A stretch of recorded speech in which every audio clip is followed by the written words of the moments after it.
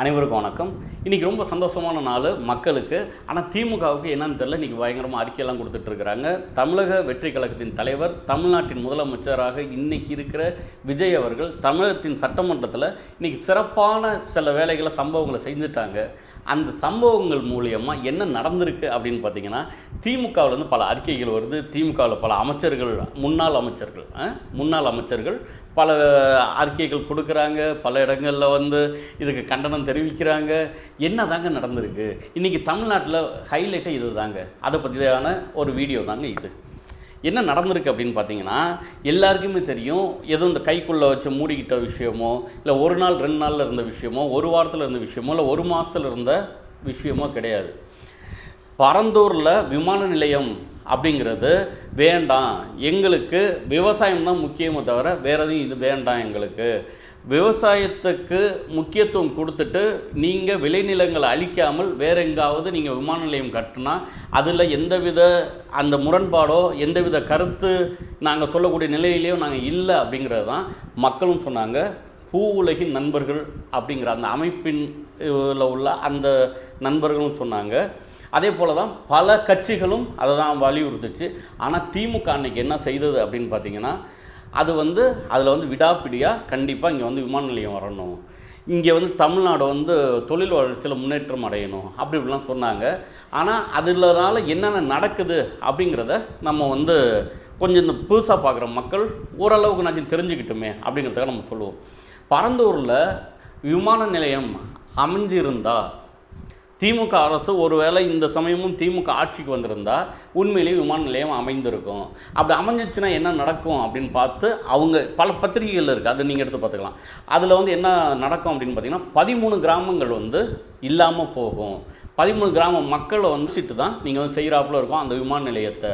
அதே போல் அங்கே அந்த விமான நிலையத்துக்காக எடுக்கப்படக்கூடிய நிலங்களின் அளவு அப்படின்னு பார்க்கும்போது 5743 ஏக்கர், 5000 ஏக்கருக்கு மேலே 6000 ஏக்கர் கிட்ட அந்தளவு நம்ம நிலம் எடுக்க வேண்டியதாக இருக்குது.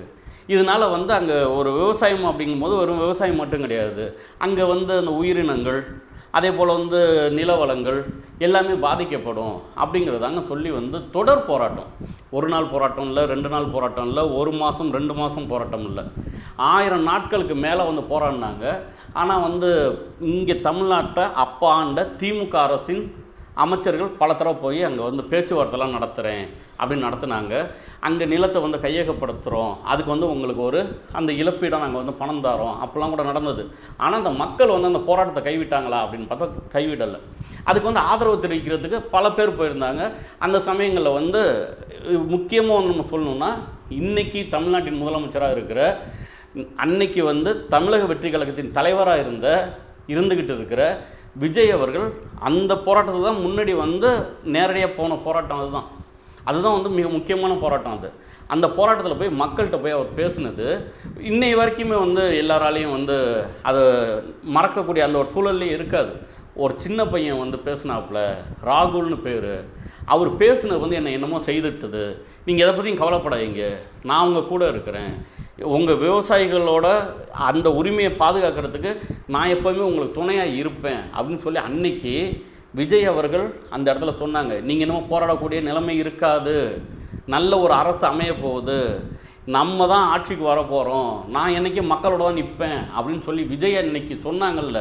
இன்றைக்கி அதை சட்டமன்றத்துலேயும் சொல்லிட்டாங்க.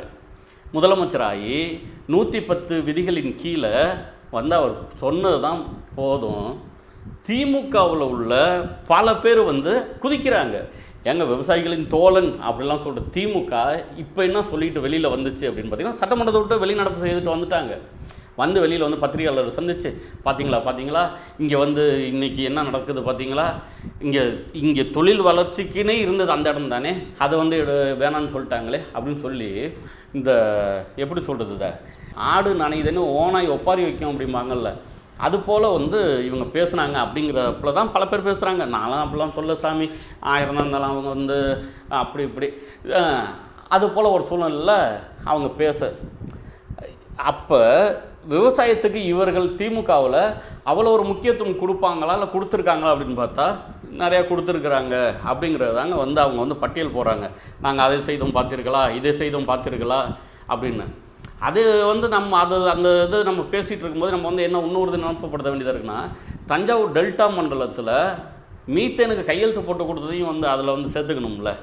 அதுக்கப்புறம் தெரியாமல் தான் கையெழுத்து போட்டேன் அப்படின்னு சொன்னதே அதில் வந்து சேர்த்துக்கணும்ல. இதுபோல் பல விஷயங்கள் இருக்குது. ஒரு நாட்டுக்கு அந்த தொழில் வளர்ச்சிக்கு விமான நிலையம் வேணுமா? வேணும் தான். அதே சமயத்தில் விவசாயம் வேணாமா, விவசாய நிலங்கள் வேணாமா அப்படின்ற கேள்விக்கு பதில் இருக்கா? அப்போ எதுக்காக வந்து இந்த அளவு துடிக்கிறாங்க? தமிழ்நாட்டில் எவ்வளோ திட்டங்கள் வந்து இங்கே மாற்றப்பட்டிருக்கு, நிறுத்தப்பட்டிருக்கு, இல்லை பேர் மாற்றம் செய்யப்பட்டிருக்கு. அதுக்கெல்லாம் இந்த அளவு துடிக்கலையே. அப்போ இதில் வந்து ஏதோ ஒரு உள்நோக்கம் இருக்கா? தெரியல. எதுக்காக வந்து இந்த அளவு துடிக்கிறாங்கன்னு தெரியல. தொழில் வளர்ச்சியை பாதிக்கப்படும் அப்படின்னு சொல்லிட்டு வந்து ஒரு அமைச்சர் பேசுகிறாங்க.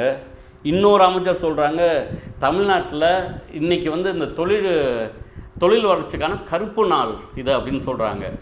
அப்போ இதெல்லாம் நம்ம பார்க்கும்போது என்னென்னா, எந்த பக்கம் நம்ம நிற்கணும் அப்படின்னு சொல்லி நம்மளை மாதிரி உண்மையிலேயே நம்மளை மாதிரி நேர்மையான ஒரு விஷயத்தை வந்து கையில் எடுத்து அதை வந்து கணக்கிட்டு இது சரி இது தவறுன்னு சொல்லி மனசாட்சிக்கு விரோதம் இல்லாமல் செயல்படுறவங்க எந்த பக்கம் நிற்கணும் அப்படின்னு நான் நினைக்கிறேன்னா, உண்மையிலேயே டிவிகே பக்கம்தான், விஜய் அவர்கள் பக்கம் தான் நம்ம நிற்கணும்.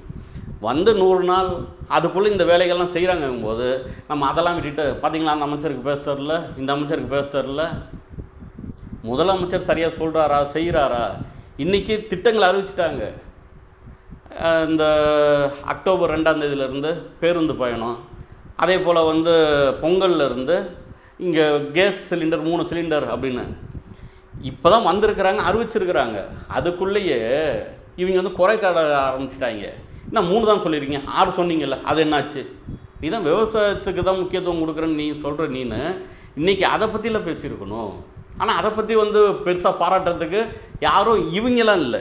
ஆதாயத்தோடு இருக்கிற, ஆதாயத்தை தேடுற அவங்க இல்லை. ஆனால் யார் இருந்தாங்க தெரியுங்கள?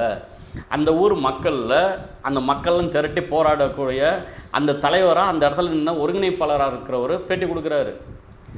அந்த ரோட்டுக்கு பேரே விஜய் சாலைன்னு நாங்கள் வைக்கலான்னு இருக்கிறோம், எங்கள் கிராம சபை கூட்டத்தில் நாங்கள் வந்து தீர்மானம் போட்டிருக்கிறோம் அப்படின்னு. அப்போ மக்களின் தலைவனாக மக்கள் கூட சென்றவராக விஜய் அவர்கள் வளர ஆரம்பிச்சிட்டாங்க. நம்ம வந்து பார்த்துக்கிட்டே என்னமோ வந்து அடுத்த வீட்டை பார்த்து இங்கே இருக்கிறவங்க வந்து அம்மிக்கல் எடுத்து வயிற்றுல குத்துறாப்புல குத்திக்கிட்டே இருந்தோம்னு வச்சுக்கோங்க, அது வந்து எந்த அளவு இருக்குங்கிறத வருங்காலமும் தெரியப்படுத்தும். அப்போ இன்றைக்கி விஜய் அவர்கள் தமிழக சட்டமன்றத்தில் அறிவித்ததில் இத்தனை நாளோடு நான் வந்து இன்றைக்கி ரொம்ப மகிழ்ச்சியாக இருக்கிறேன். ஏன்னா காவிரி நீருக்காக போராடி சிறைக்கு சென்று வந்தவன் நான்லாம் சும்மா வந்து இது மட்டும் போட்டுட்டு நின்ன ஆள் கிடையாது. அப்போ எனக்கெல்லாம் என்ன தோணுதுன்னா, விவசாயங்கிறதான முக்கியம். அந்த விவசாயத்துக்காக வந்து நிற்கிற அந்த கட்சிக்கு வந்து நம்ம நிற்கலாம்ல. அவங்க வந்து சொல்கிறத வந்து செஞ்சிட்டாங்கல்ல. வேறு யாரும் சொன்னது செய்வார்களா அப்படின்னு பார்த்தா எனக்கு தெரிஞ்ச பெருசாக வந்து செஞ்ச மாதிரிலாம் இல்லை. அதுக்குன்னு ஒரு போராட்டம் பண்ண வேண்டியது இருந்திருக்கு. இப்போ எங்களெல்லாம் வந்து சிறைப்படுத்தி கொண்டு போகும்போது எந்த கட்சி ஆட்சியில் இருந்தது? அப்போ இவங்களோட, அதாவது விஜய் அவர்களோட அந்த முன்னெடுப்பை நான்லாம் வந்து உண்மையிலேயே பாராட்டுறேன், மனசார பாராட்டுறேன். இந்த பரந்தூர் விமான நிலையம், அந்த ஏகனாபுரம் மக்கள், 13 கிராம மக்கள் மற்றும் அங்கே இருக்கிற அந்த ஜீவராசிகள், உயிரினங்கள் அத்தனையின் சார்பாக விஜய் அவர்களுக்கு, தமிழக வெற்றி கழகத்துக்கு என்னோட நன்றியை நான் தெரிவிச்சுக்கிறேன். இது வந்து வெளியிலே சொல்லாட்டினாலும் அவர்களுக்கு இது ஒரு மிகப்பெரிய புண்ணியம் அப்படிங்கிறத நான் வந்து நம்புகிறேன். பாவ புண்ணியத்தை நம்புகிறாள் நான். உண்மையிலே தமிழக வெற்றி கழகம் இதே போல் நடை போட்டுச்சுன்னு வச்சுக்கோங்க, அடுத்து அதை அடிச்சுக்கிறதுக்கு ஆளே இல்லை. சும்மா இந்த பட்டிமன்றம் பேசுகிறாப்புல யாராவது எங்கேயாவது நின்று வெளியில் நின்று வேணால் பேசிகிட்டு இருக்கலாமே தவிர, அவங்க வந்து எதெல்லாம் நம்ம வந்து தடைக்கல்லுன்னு இவங்க போடுறாங்களோ அது மேலே ஏறி விஜய் வந்து போயிட்டு தான் இருக்கிறாரு. உண்மையிலே மாபெரும் வெற்றியை விஜய் அடுத்த தடவையும் வந்து பெறத்துக்கு உண்டான ஒரு நல்ல ஒரு வேலையை தான் இப்போ வந்து செய்ய ஆரம்பிச்சிருக்கிறாங்க. இதுக்கு என்னோடய வாழ்த்துக்கள். நன்றி, வணக்கம்.